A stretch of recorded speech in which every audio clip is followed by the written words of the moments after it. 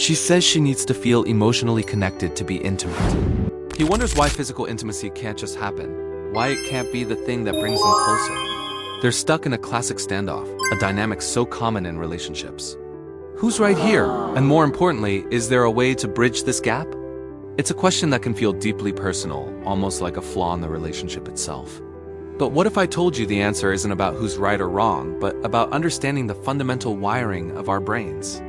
Science actually has a lot to say about this, and it might just change the way you see intimacy forever. Let's dive into the fascinating world of neuroscience and relationships. Have you ever felt like you and your partner are speaking completely different languages when it comes to intimacy? Well, you're not far from the truth. Research, particularly studies looking at brain activity through fMRI scans, has revealed something remarkable. For a significant majority of women, the neural pathways that process deep emotional connection and physical intimacy are intricately linked. In some cases, they are virtually the same pathways. Imagine your brain as a complex electrical grid. When a woman feels emotionally safe, heard, and valued, a specific area of her brain lights up. This is the limbic system, the emotional core of our brain. Now, here's the kicker. When she experiences desired physical touch, the very same pleasure centers in that limbic system light up. This means that for her brain, emotional safety and physical pleasure are not two separate events. One is often the prerequisite for the other. Emotional connection isn't just a preference. It's a biological trigger. It's the key that unlocks the door to physical desire.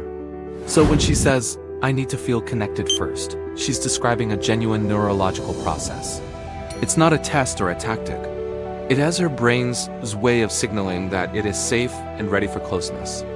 Now let's add another layer to this. The powerful role of hormones, specifically a little molecule called oxytocin. You've probably heard it called the love hormone or the bonding hormone, and for good reason. Oxytocin is a neuropeptide that plays a huge role in social bonding, trust, and intimacy. Both men and women produce it. But here's a crucial difference. Women's bodies are typically flooded with much higher levels of oxytocin, especially in response to positive social cues. What kind of cues? Things like deep, meaningful conversations, sustained eye contact where you feel truly seen, acts of service, expressions of gratitude, and simply building trust over time. All these non-physical interactions trigger a significant release of oxytocin in the female brain. This flood of oxytocin does two things. First, it creates a powerful feeling of being bonded and attached to her partner. Second, and this is the vital part, it naturally increases her desire for physical connection. It primes her body and mind for intimacy. So the emotional foreplay, the conversations, the shared laughter, the quiet moments of understanding isn't just a nice to have. It's a biological process that generates the very hormone that fuels desire. For him, physical touch might be the primary way to release oxytocin and feel close. For her, the emotional connection often needs to come first to get that oxytocin flowing. It's a different sequence, but it leads to the same goal: connection. So if this is how our biology is wired, why do so many couples struggle? We need to look at the landscape of modern life. Think about your typical weekday. You wake up, maybe have a quick coffee, and rush out the door. You spend the day dealing with work stress, deadlines, and endless notifications.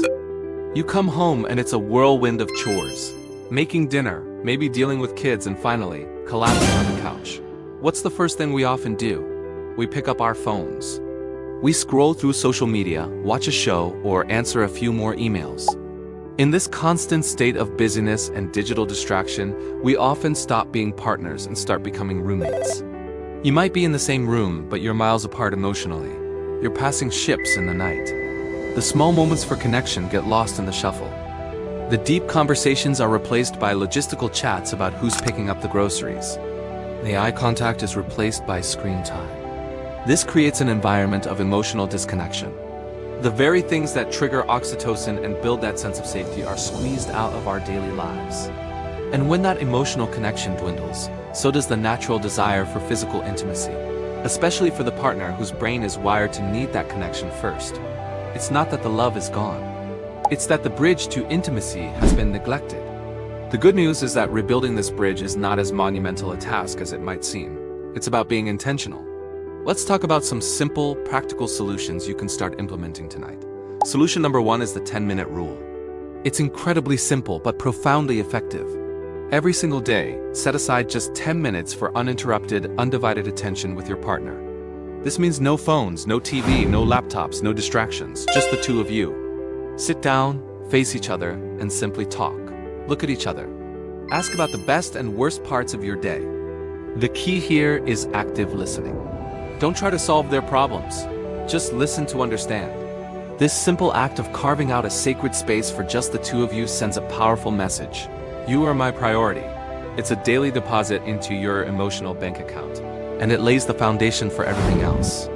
Next up, solution number 2, the power of daily appreciation. In the grind of daily life, we often take our partners for granted. We see what they didn't do instead of what they did. Let's flip that script.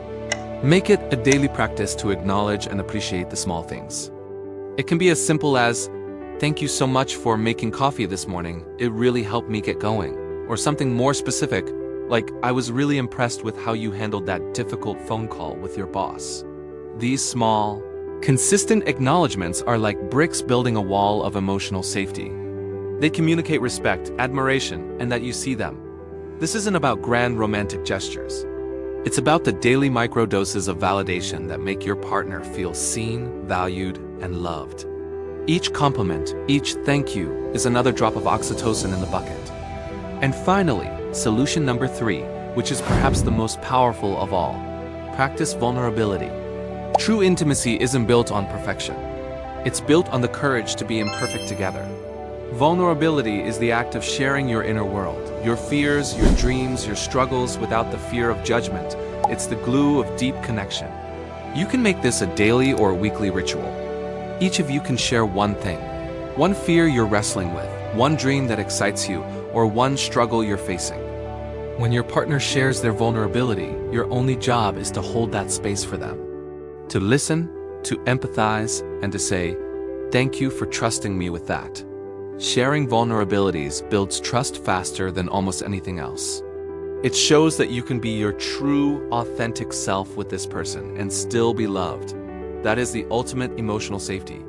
When you start to intentionally implement these practices, the 10 minutes of connection, the daily appreciation, the shared vulnerability, something magical begins to happen. The emotional distance starts to close. The feeling of being roommates fades, and the feeling of being partners, a team, returns. For the woman in the relationship, her emotional needs are being met. She feels safe, seen, and cherished. Her brain is getting all those positive signals and the oxytocin is flowing freely. And when that happens, physical intimacy stops being a separate, scheduled event or a source of pressure. It becomes a natural, joyful extension of the deep connection you've been building all day, every day. It becomes the physical celebration of the emotional bond you share. The desire for physical touch arises organically from a place of love and security, rather than obligation or routine.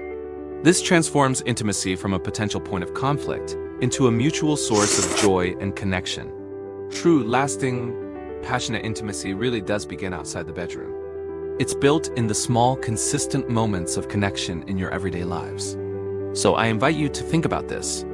Which one of these solutions feels most doable for you and your partner right now? Maybe it's the 10-minute rule. Maybe it's starting a daily appreciation practice. Whatever it is, the most important step is the first one. I encourage you to share this video with your partner. Not as a criticism, but as an invitation to start a new conversation. An invitation to start building those bridges together, one small action at a time. Thanks for watching, and if you found this helpful, please follow for more insights on building stronger, happier relationships.